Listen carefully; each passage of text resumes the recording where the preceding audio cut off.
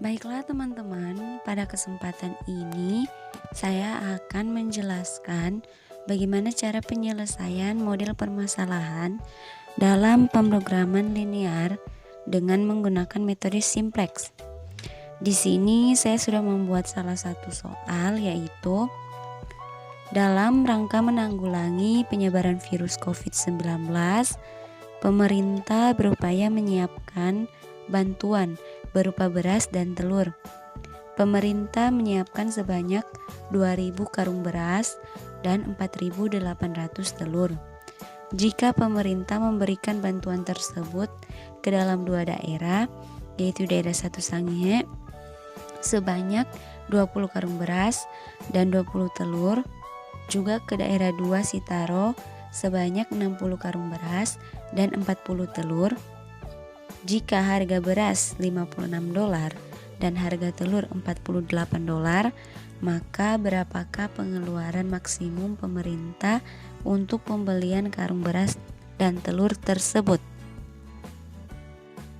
Untuk penyelesaian dengan metode simplex, di sini diberikan permasalahan pemrograman linear, yaitu maksimumkan set sama dengan 56x1 tambah 48x2 dengan kendala 20x1 tambah 60x2 kurang dari sama dengan 2000 dan 20x1 tambah 40x2 kurang dari sama dengan 4800.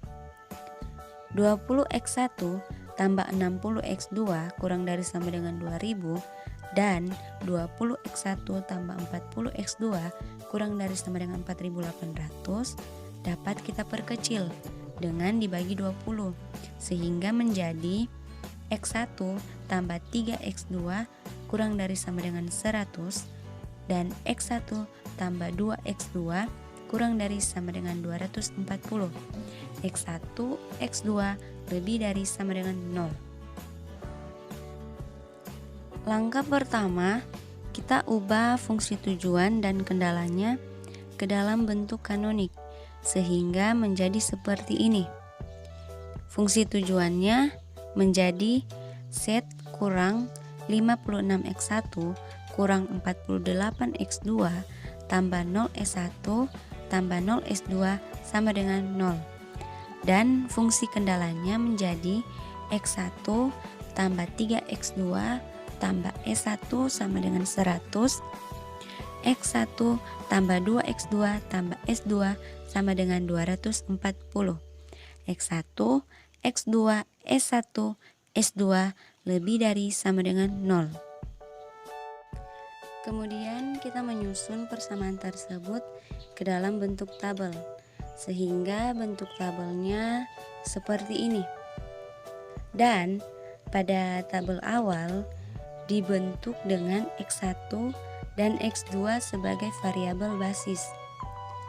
Setelah kita menyusun tabel, kita menentukan kolom kunci, yang artinya kolom yang mempunyai nilai basis set yang bernilai negatif dengan angka terbesar, dan di sini kita pilih kolom x1 yang masuk basis.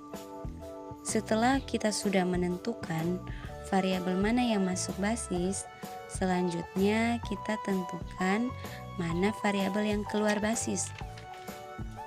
Caranya, kita menentukan dengan rasio. Rasio di sini yaitu penyelesaian dibagi dengan x1, dan di sini dapat ditentukan nilai minimum, yaitu terletak pada baris S1.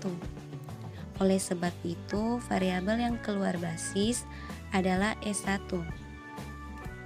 Selanjutnya, untuk menentukan tabel baru, kita gunakan langkah-langkah pertama, kedua, dan ketiga.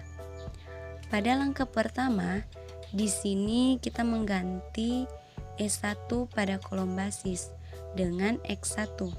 Dan untuk memperoleh baris baru X1, pada baris S1 harus dibagi dengan 1, sehingga hasil baris baru X1 yaitu 0, 1, 3, 1, 0, 100. Setelah kita sudah menemukan hasil baris baru X1, kita akan menentukan baris baru set. Dan untuk memperoleh baris baru set, seperti pada langkah kedua, baris baru X1 harus dikalikan dengan min 56. Kemudian set dikurangkan dengan hasil perkalian tersebut, sehingga diperoleh hasilnya 1, 0, 120, 56, 0, 5600.